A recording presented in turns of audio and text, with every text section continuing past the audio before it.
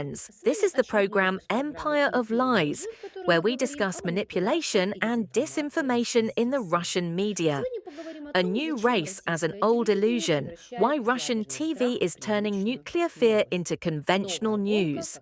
The November 3rd, 2025 broadcast of 60 Minutes begins with a triumphant announcement. Russia's newest weapons have sent shivers down the spine. Then comes the dramatic logic. Trump, alarmed, ordered the resumption of nuclear testing, which hasn't happened in 33 years. The world, they say, is once again on the brink of a new arms race. But if you listen closely, you hear not alarm, but demonstrative pleasure. Russia has achieved its goal. It has provoked a reaction. It's important for European readers to understand that this isn't just news.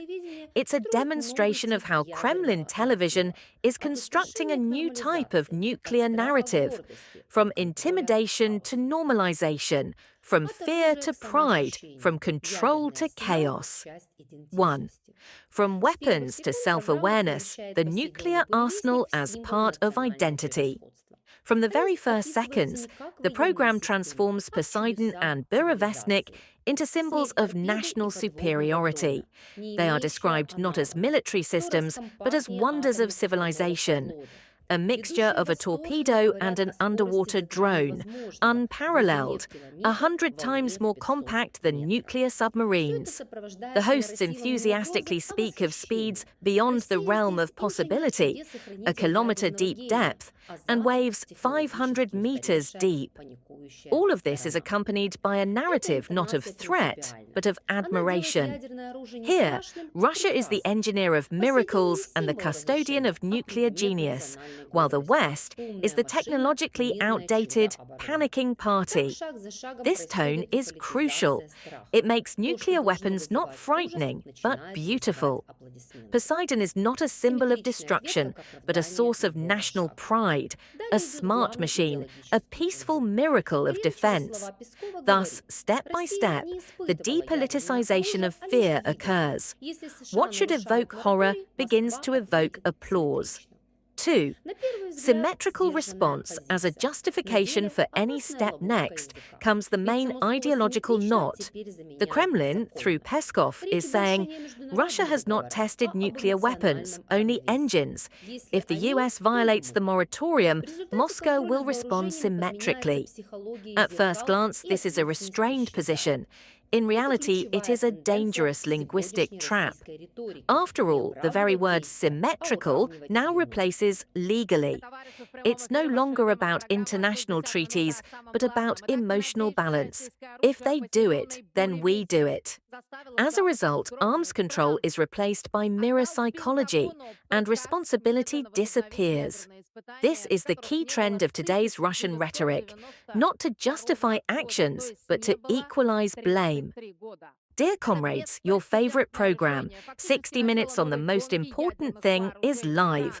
So, Russia's newest weapon, the Poseidon Burevestnik, has sent shockwaves through the West. Trump ordered the Pentagon to immediately resume nuclear testing, which hasn't occurred since 1992 or 33 years. This unprecedented decision effectively marks the beginning of a new nuclear arms race. Trump claims, without evidence, that other countries, meaning Russia, are already testing nuclear weapons. The Atlantic's Tom Nichols conceals the true reason for the American president's panicked reaction. Trump, quote, is completely confused about nuclear weapons. Putin's press secretary, Peskov, also clarified today, Russia tested not nuclear weapons, but nuclear propulsion systems, the engines that guarantee the Poseidon and Burevestnik missiles unlimited range. The Kremlin hopes that Trump has been given the correct information. If the US abandons the moratorium, Moscow will act symmetrically. See our report. 3. America as a mirror without competence. The entire bloc devoted to the US is built on one premise. Trump doesn't understand what he's doing. His words contain 3 errors. He's confused about nuclear weapons issues, is writing a post in a helicopter, and doesn't know that the Burevestnik tests weren't nuclear.